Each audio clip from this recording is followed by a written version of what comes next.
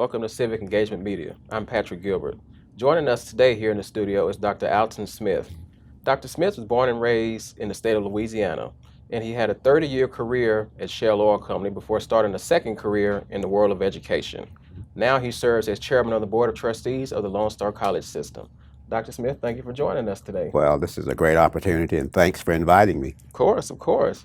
So you were born and raised in Louisiana, correct? Correct. What year was that? 1946. Okay, so this was under the administration of Harry S. Truman. Okay, that's where I was going to go with it. So when you were born in the 1940s, what was Louisiana like? Well, during that particular time, most of you probably will realize Louisiana was a segregated state, like all of the southern states. And people were separated by race. I don't care whether it was work, they were separated by race. School, they were separated by race. Banking engagements were separated by race. And everything was separated. You had to ride the back of the bus. There were colored and white bathrooms, colored and white seating arrangements on public accommodations, and et cetera. Movie theaters were segregated. Whites were downstairs, blacks were upstairs. And so it was totally no mixing of the race at all. It was against the law. They called it Jim Crow. So how did that make you feel growing up in that environment? I didn't know any difference. I was born under segregation. You were taught from the time you came out of the womb that you weren't supposed to mix. And so I was comfortable, with the situation. I didn't know any different. And you knew how to handle yourself, under that particular environment. I didn't know it was any different until I started working. I even went to college. I couldn't go to LSU or Tulane or Ole Miss when I finished high school. It was against the law. So I went to Southern University, which was another all-black environment. I didn't know about integration until I started working with Shell Oil Company. And integration was very difficult for me. I see. I want to come back to that in a minute. Okay. But can we talk about your parents? Yes. What kind of work did they do? My father and mother both started off as sharecroppers. They lived on land, owned, by someone else. And they performed all of the work, farming, cotton, corn, and those kind of things. But half of the profits had to be given to the owner of the land. And you got the other half, you think. Most African Americans back then were not educated, so they never knew whether they were getting half or not. And most of them never could get the bills paid off that they owed to the owner. So you were kind of in bondage, which was another form of slavery. During that time. So I grew up doing that type of situation. Did you have any siblings? Yeah, I have 4 brothers and 4 sisters. Okay. Are you the oldest? No, third. Third. Uh-huh. Okay, so you all had to help with the sharecropping when you were growing up? I remember doing all kinds of work from the time I was about 4 years old. I never had a normal childhood like children have now. I never had a chance to play. We worked, pick cotton, milk cows, pull corn, whatever to be done, we had to do it. The fortunate part about it was, though, in my family, most kids couldn't go to school if there was work to be done on the farm. It was against the boss's rules. My parents never would allow us to miss school, to work in the field, but they made us work in the morning. We got up at 4 o'clock every morning. We worked. And when we got home, we worked, but they would not allow us to miss school. So they believed in the value of education. For some reason, I don't understand why they did, but they had at the time I didn't know it, but they had a deep value in education. I read somewhere, I think it was you did a interview for the Houston Chronicle, and I was reading that, and you were saying that you wanted to go to school, and you did go, but you didn't produce a birth certificate. What was that story about? Oh, I started when I was 5 years old. They didn't have kindergartens for black students back in those days. I cried to go to school. when I was 5, and my mother got tired of me crying. She let me go, and they enrolled me, but they told me I had to bring a birth certificate. I never brought it because I knew that I would be kicked out. So I think it was around December, they told me not to come back unless I had my birth certificate.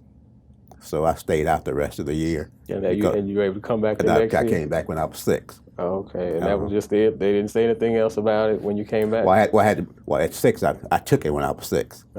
My parents took my birth certificate and re-enrolled me. I see. But I just wanted to go to school. Did you like school when you finally were able to go? Oh, I liked school from the time I remember reading books when I couldn't read. I would read pictures and make up the words with it. I see. But I loved going to school. I don't remember ever missing a day in school. I know I must have missed a day somewhere along the line, but I do not recall being absent from school. So going to school, and this is kind of going back to what we were talking about earlier, this was an all-black school. All black. Dillon. It was called Dillon High School. Dillon High School was 1st grade through 12th grade. Wow. One building. 2-story or just one? Well, the elementary part was 1 story, and the high school was 2 story. The administration office was on the 1st floor, and 9 through 12 was on the 2nd floor. I see. So when you were growing up, did you have friends of other races? That's strange. Yeah.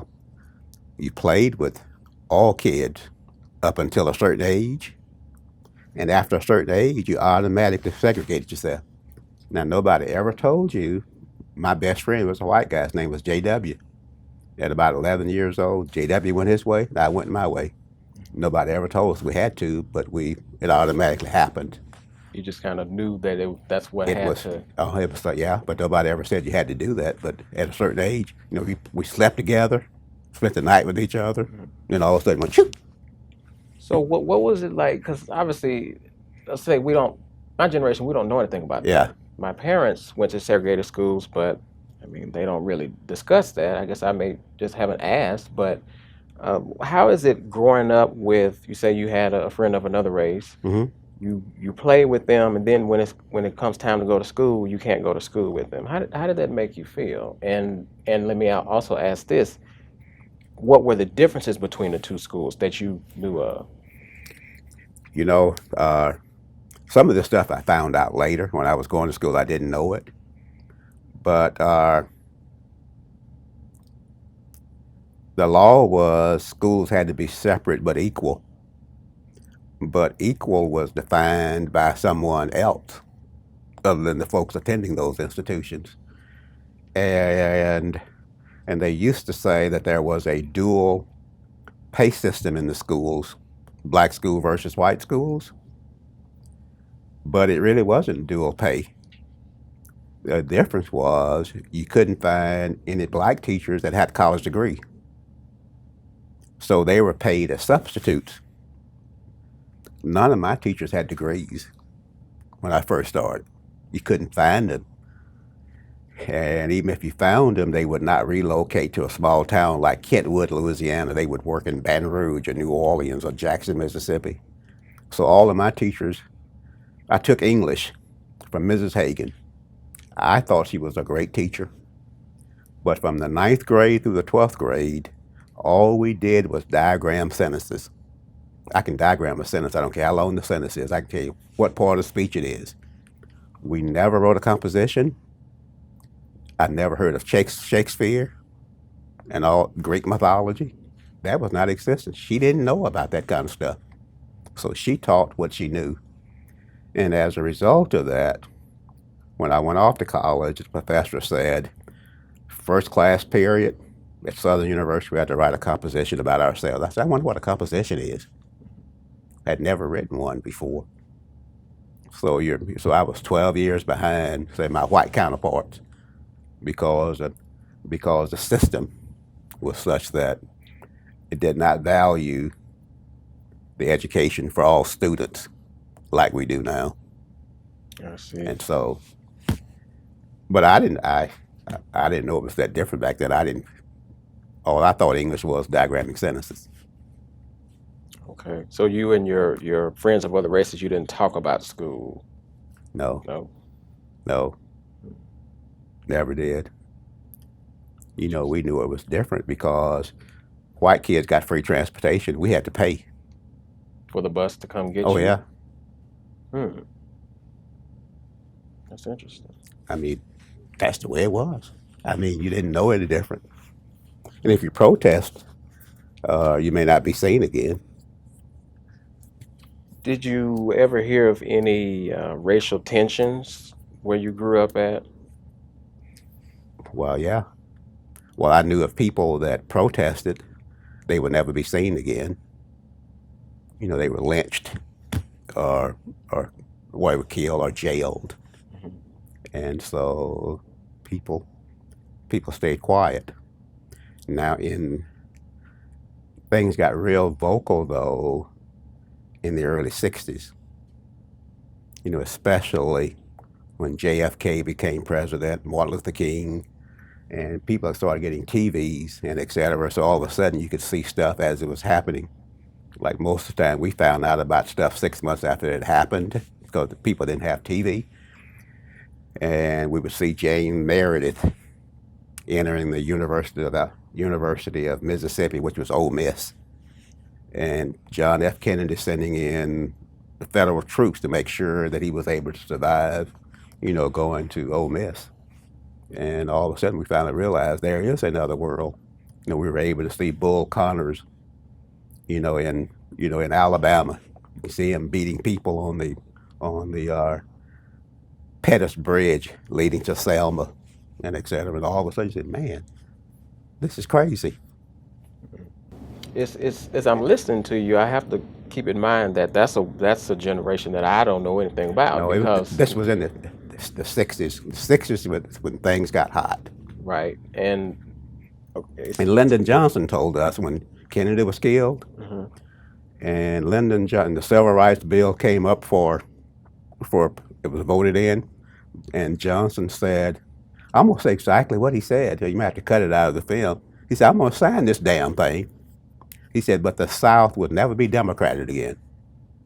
He was correct. He was correct. He was correct. He said, I'll sign it because, President Kennedy wanted it. Seemed like the mood of the nation said, but the South will always be Republican after this. Hmm. And so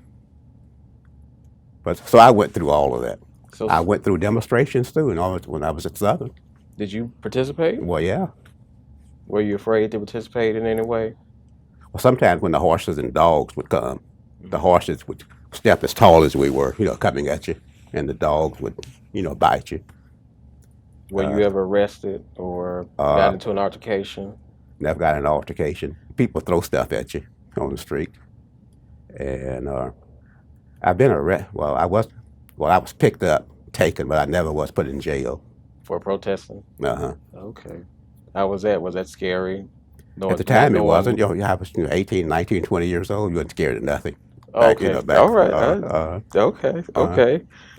So you mentioned the Civil Rights Act of 1964. Yeah. And that, obviously, the Brown case was 10 years earlier. Yeah, I remember the Brown case too. Do you? So what was the mood when the Supreme Court decided the Brown case? Well, our white brethren became very hostile. And I remember I was a little kid, and that was back in the '50s. They always wanted to see my NAACP card. I didn't know what NAACP was. You N guy, you got an NAACP card. Let me see it. I said I didn't. And so it was. And folks would come by your house. My mother was a very strong woman, and for some reason, black women back then in my environment were more proactive than the guys. They would tell the officials off. Oh, I didn't know that. Oh, yeah. And so she protected us from being taken places at night. They'd come by and say, hey, can I use your boy to help me do so and so and so and so? Oh, no. No way. So they had an ulterior motive if they wanted to come Well, get we you. assumed. Well, I found out later on that's the reason why my mother did, because people would go off and never come back again. I had friends that would just disappear. Mm-hmm. And they never found them? They would find them later on, but then they never could find who did it. I see. Wow. Or they chose not to find who did it. And So what about the move? So that was the Brown case, but what about the move after LBJ signed not the Voting Rights Act, but the Civil Rights Act of 1964, Uh, when people had to desegregate? well, in my hometown, they still didn't desegregate. Mhm. Now, the case said you have to desegregate at some kind of some kind of speed, they call it. Deliberate speed? With all deliberate speed. All deliberate speed. Well, the courts really didn't know what that meant. So in my hometown, integration did not occur until the 70s, even though the law passed in 64, was signed in 64. So I wonder how they got away with that. Well, you get away with it until somebody filed a lawsuit. And then you have to prove in court, and you can delay stuff in the court system for a long time. Mhm. And then in the 70s, they said, it's no more. This is it. So my sisters all finished from an integrated school, but the schools weren't really integrated because when they forced Louisianians to go to school together, all kinds of private schools popped up all over the place.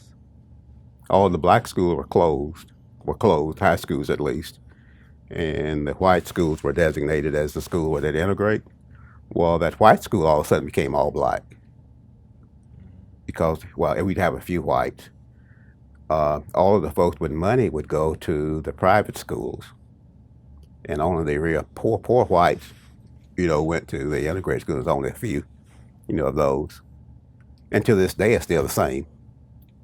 So would you say some things never change? Some things will never change. That will never change. So it kind of went from segregation outright to something else. Yeah. That's kind of so it evolved. So is the high It's just school like it is now in Aldine. okay? Aldine is all Hispanic and African American. Mm-hmm. Because people typically they move. Moved away. Move away. What about your old high school? Is it still there? No, it was when integration came, the white school became the high school. And did they tear the building down or?